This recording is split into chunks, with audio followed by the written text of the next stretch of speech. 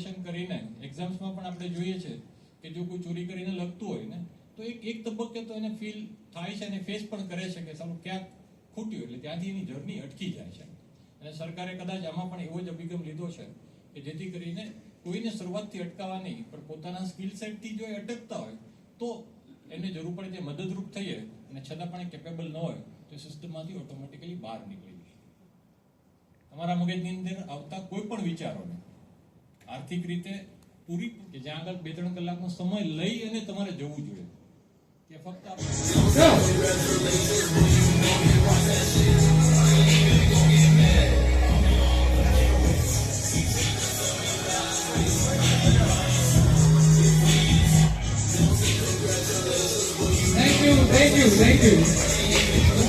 છે.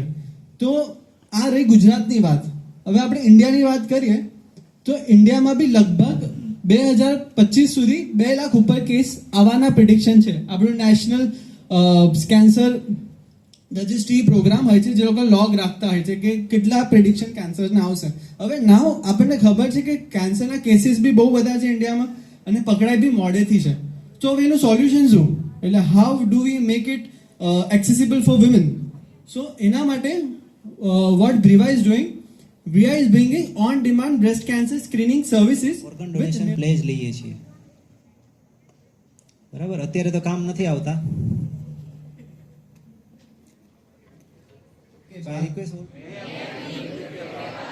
अपने अंगों और संकल्प लेता हूँ या लेती हूँ, ताकि दूसरों के जीवन को मैं यह प्रतिज्ञा. डॉक्टर संजय चौधरी. એટલે શું કોને ખબર છે? Yes, perfect. $1 બિલિયન ઉપર.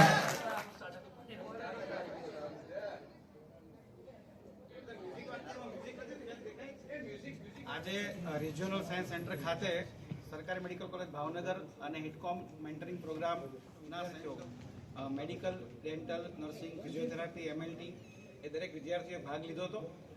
શરૂઆત આની થઈ હતી ડૉક્ટર યશ દ્વારા કે ભાઈ અલગ અલગ કયા જાતનું ફંડિંગ ગુજરાતમાં અવેલેબલ છે.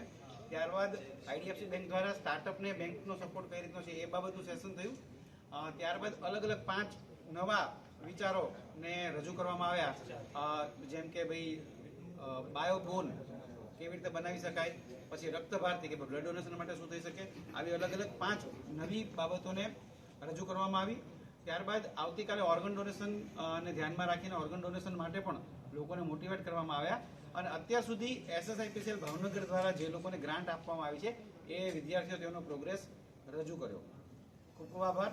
જય જય ગરવી ગુજરાત. ભાવનગર મેડિકલ કોલેજ અને હિટકોનના સંયુક્ત ઉપક્રમે રિજનલ સાયન્સ સેન્ટર ખાતે હિટકોનનું આયોજન ભાગ કરવા માટેનું સૌભાગ્ય પ્રાપ્ત થયું. આ જે હિટકોન છે એ હેલ્થ કેર અને ટેકનોલોજીને એક સાથે જોડતું એક પ્લેટફોર્મ છે.